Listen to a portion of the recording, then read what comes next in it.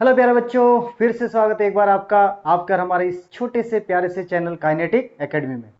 तो बच्चों, आज हमारे पास इलेक्ट्रिक चार्ज एंड फील्ड का यानी कि विद्युत क्षेत्र तथा आवेश का बहुत ही इंपॉर्टेंट टॉपिक है कूलाम का नियम। इसे स्थिर वैद्युत बल भी कहा जाता है। ठीक, कूलाम का नियम होता क्या है बच्चों? ब्रह्मांड में स्थित किन्हीं दो स्थिर बिंदु आवेशों के बीच, क्या है? स्थिर बिंदु आवेशों के बीच। कैसे आवेश है? बिंदु आवेश है। बिंदु आवेशों के बीच लगने वाला आकर्षण अथवा प्रतिकर्षण बल। अब यह बल आकर्षण कब होगा, प्रतिकर्षण कब होगा? ठीक है बच्चों, इसके लिए क्या है बच्चों कि यदि हमारे पास ये दोनों जो आवेश हैं, यदि ये एक पॉजिटिव है, दूसरा क्या है? नेगेटिव है, तो कैसा बल लगेगा? दोनों एक दूसरे को आकर्षित करेंगे तो आकर्षण बल लगेगा।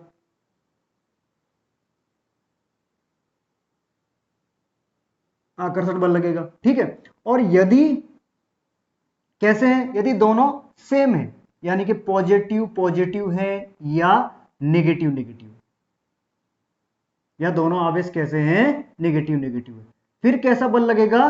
प्रतिकर्षण बल।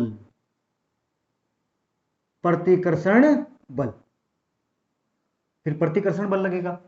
अच्छा बच्चों, यहां पे हम दोनों आवेशों को क्या मान लेते हैं? चलो पॉजिटिव पॉजिटिव मान लेते हैं। ठीक है, इसकी अपनी फोर्स क्या है? यानी कि इसका बल Q1 चार्ज का बल F1 है और इसका कितना है? F2 है। ठीक, अब ये दोनों आपस में क्या है भाई? दोनों क्या है? पॉजिटिव पॉजिटिव है, तो आपस में कैसी फोर्स लगाएंगे? प्रतिकर्षण बल। मैंने बोला जब दोनों चार्ज क्या है? समान है, तो कैसा बल लगेगा? प्रतिकर्षण बल लगेगा। ठीक है, ये इस पे फोर्स लगाएगा इधर की तरफ, यानी कि इस पर लगने वाली फोर्स या बल का मान क्या होगा बच्चों? F2 पर किसके कारण फोर्स लगेगी? F1 के कारण। ऐसे ही ये वाला Q2 चार्ज भी इधर की तरफ बल लगाएगा, है ना? इस ओर बल लगाएगा, यानी कि F1 इस पर किसके कारण? इसके कारण, F2 लगने वाली फोर्स। अच्छा, ये दोनों जो फोर्स है बच्चों यहां पे, यानी कि प्रतिकर्षण बल है। पता है, क्योंकि चार्ज क्या है? दोनों पॉजिटिव पॉजिटिव रखे हैं। जो ये प्रतिकर्षण बल है, ये इनमें आपस में कैसा संबंध होगा दोनों बलों में? यानी कि दोनों एक दूसरे के बराबर होंगे। दोनों एक दूसरे के क्या हैं? बराबर है। लेकिन क्या दोनों जब विपरीत दिशाओं में है तो क्या लग जाएगा? माइनस लग जाएगा। दोनों कैसे हैं? विपरीत दिशाओं में। यदि आप इसका मैग्नीट्यूड निकालना चाहो तो ये क्या हो जाएंगे? पॉजिटिव हो जाएंगे। मैग्नीट्यूड का मतलब परिमाण, इसको मॉड में कर देते हैं और F2। एक बात और ध्यान रखना बच्चों, ये जो दोनों आवेश हैं, ये एक दूसरे पर जो फोर्स लगा रहे हैं, वो जो फोर्स है वो केवल और केवल इस लाइन के अलोंग ही लग रही है। ध्यान रखना, इस रेखा के साथ ही लग रही है, ऊपर नीचे नहीं। ये मत सोचना तुम यहां पे कि ये इधर की तरफ ही फोर्स लगा देगा, ये ऊपर की तरफ फोर्स ना। ये जो फोर्स लग रही है, ये जो आकर्षण बल या प्रतिकर्षण बल, यहां पे तो प्रतिकर्षण बल लग रहा है, ये कैसे लगेगा? ये बल केवल और केवल इस रेखा के साथ ही लगेगा। ध्यान रखना, ठीक है। जो आप ये रेखा लेते हो, ठीक है, ये यहां से इस चार्ज के बीच से जानी चाहिए, ना कि यहां से। छोटी छोटी बातों का ध्यान रखना है बच्चों, ठीक है। अच्छा, बताया क्या अभी आपको? दोनों आवेश यानी कि लगने वाला जो बल है वो कैसा है? दोनों आवेशों की मात्राओं के गुणनफल के अनुक्रमानुपाती, अनुक्रमानुपाती या समानुपाती कह लो। ठीक है, तो F बराबर क्या आ जाएगा? सॉरी, F अनुक्रमानुपाती या समानुपाती। मैंने बोला दोनों आवेशों के गुणनफल के, Q1 Q2, और उनकी बीच की दूरी के वर्ग के व्युत्क्रमानुपाती। दोनों के बीच की दूरी कितनी है? R। अच्छा, एक बात और सोचने वाली है कि हमने पॉइंट चार्ज की जो बात की है, क्या इसका मतलब? पॉइंट चार्ज का मतलब ये थोड़ी है कि हमेशा ये पॉइंट चार्ज छोटे ही चार्ज रहेंगे, या चार्ज कभी बड़ा नहीं हो सकता। बड़ा भी हो सकता है, तो भी हम उसको पॉइंट चार्ज कहेंगे। कैसे? मान लिया यदि यहां पे बहुत बड़ा, इस कमरे के बराबर चार्ज है, इस कमरे के बराबर चार्ज है हमारे पास, दो चार्ज है ना। अभी देखने में तो सोचेंगे नहीं यार ये तो बहुत बड़ा लग रहा है सर, आप कह रहे थे पॉइंट चार्ज की बात कर रहे थे। यदि इन दोनों पॉइंट चार्ज को हम बहुत बड़ी डिस्टेंस यानी कि बहुत लंबी दूरी पर रख दें एक दूसरे को, तो कैसे लगेंगे? ये पॉइंट फॉर्म में दिखेंगे। मतलब एक को मैं यहां रख दूं, एक को 20 किलोमीटर दूर रख दूं, चाहे वो कमरे के बराबर बड़े बड़े हो, तो कैसे लगेंगे? पॉइंट फॉर्म में लगेंगे। जैसे यहां से क्या चंदा मामा जो दिखते हैं वो क्या है? पॉइंट फॉर्म में दिखते हैं, है ना। हम यहां से सूरज देवता को भी देखते हैं, चंद्रमा को भी देखते हैं, दोनों कैसे लगते हैं? बिल्कुल एकदम बिंदु की तरह लगते हैं, जबकि दोनों कोई बिंदु थोड़ी है तो दोनों बड़े बड़े। क्यों बिंदु बिंदु क्यों लग रहे हैं, ये बिंदु के आकार के क्यों लग रहे हैं, क्योंकि इनके बीच की दूरी क्या है, बहुत बड़ी है, तो ये दूरी पर डिपेंड करते हैं। इसका मतलब क्या है कि इनके बीच की दूरी आवेशों की तुलना में बहुत अधिक है, इसलिए ये पॉइंट चार्ज लगते हैं। इतनी बात समझ में आ गई। स्थिर हैं दोनों, ये आपको बता दिया, ठीक है। अब जब ये दोनों आवेशों की मात्राओं के गुणनफल के अनुक्रमानुपाती और उनकी बीच की दूरी के वर्ग के व्युत्क्रमानुपाती, यानी कि F is inversely proportional to 1/r², यानी कि बीच की दूरी के वर्ग के व्युत्क्रमानुपाती। जितनी बड़ी फोर्स होगी उतनी डिस्टेंस कम होगी। इसका मतलब क्या है बच्चों, व्युत्क्रमानुपाती का मतलब, अनुक्रमानुपाती का मतलब क्या है, मतलब अगर फोर्स की वैल्यू जितनी बड़ी होगी, इनका मल्टीप्लीकेशन होगा, जो इन दोनों का गुणनफल है, दोनों आवेशों का जो गुणनफल है, उसका मान भी बहुत ज्यादा होगा। समानुपाती अनुक्रमानुपाती का मतलब तो ये हो गया। व्युत्क्रमानुपाती का मतलब मैंने क्या बताया, यदि फोर्स का मान, यदि ये बल बहुत बड़ा है तो इसका मतलब डिस्टेंस क्या है, बहुत छोटी है, बहुत छोटी।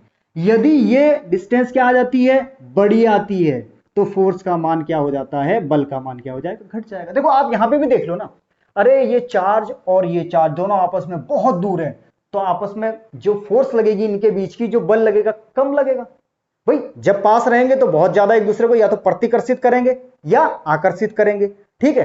तब क्या रहेगा, फोर्स का मान ज्यादा रहेगा, क्योंकि डिस्टेंस बहुत कम है, दोनों एक दूसरे को बिल्कुल देख भी सकते हैं, ठीक है, और क्या कर सकते हैं, उन्हें आपस में असर डाल सकते हैं ज्यादा। लेकिन जब बहुत दूर दूर है, जब बहुत दूर दूर है, तो भैया कम आकर्षित करेंगे, कम प्रतिकर्षित करेंगे, ठीक है। तो यानी कि उनके बीच का बल भी क्या हो जाएगा, कम हो जाएगा। यानी कि दूरी बड़ी बल कम, दूरी छोटी बल ज्यादा। इतनी बात समझ में आ गई। चलो अब दोनों क्या है ये, इन दोनों को हम क्या लिख देंगे, एक साथ लिख देंगे। कैसे लिखेंगे बच्चों एक साथ, F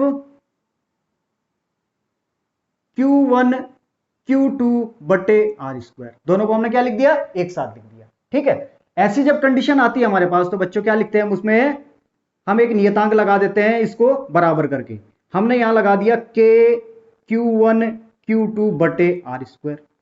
इस K का मान क्या होता है बच्चों, K बराबर होता है, चलो हम यहीं पे पुट कर देते हैं directly, 1/4 pi epsilon Q1 Q2 बटे r²। अभी तुम सोचोगे कि सर हमने तो बुक में एप्सिलॉन नॉट पढ़ा था। बता रहा हूं बच्चों, एप्सिलॉन नॉट का मतलब क्या है कि यदि ये एयर या वैक्यूम में है तो इसकी परमिटिविटी पे क्या लगा दिया हमने, ये नॉट लगा दिया। यदि ये वायु या निर्वात में है, अरे यदि किसी माध्यम में होंगे तो नॉट नहीं आएगा, यदि किसी माध्यम में होंगे तो नॉट नहीं आएगा, ठीक है, वो माध्यम पे डिपेंड करेगा। फिर अभी जो हमने बात की है वो केवल वायु और निर्वात की बात की है। तो ये बच्चों हमारे पास फाइनली कूलाम का नियम आ गया है, ठीक। ये है F बराबर 1/4 pi epsilon not Q1 Q2 बटे r²। ये 1/4 पाई एप्सिलॉन नॉट जो है बच्चों, इसका भी एक मान होता है, यानी कि K बराबर ये 1/4 पाई एप्सिलॉन नॉट, इसका मान होता है 9 गुणा 10 की पावर 9। इसका संख्यात्मक मान कितना होता है, 9 गुणा 10 की पावर 9। यहां से देखो, इसे क्या कहते हैं, निर्वात की वैद्युतशीलता।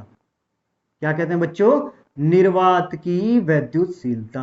अभी बताया ना कि ये निर्वात, ठीक है, निर्वात वैक्यूम या एयर में, निर्वात की वैद्युतशीलता,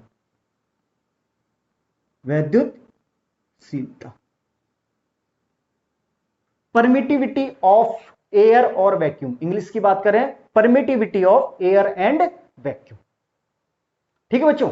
इतनी बात समझ में आ गई। चलो अब यहां से यदि हम इसका मान निकालना चाहें, बहुत आसानी से निकाल सकते हो बच्चों, ठीक है। देखो यहां पे आया ना, तो आइए इसमें, यहां पे क्या, यदि हम इसकी वैल्यू निकालेंगे तो इसको यहां ले जाते हैं, एफ को हम यहां लेके आएंगे, तो ई नॉट यानी कि एप्सिलॉन नॉट बराबर 1/4 पाई और Q1 Q2 बटे एफ, और यहां पे क्या आ जाएगा, ये r²।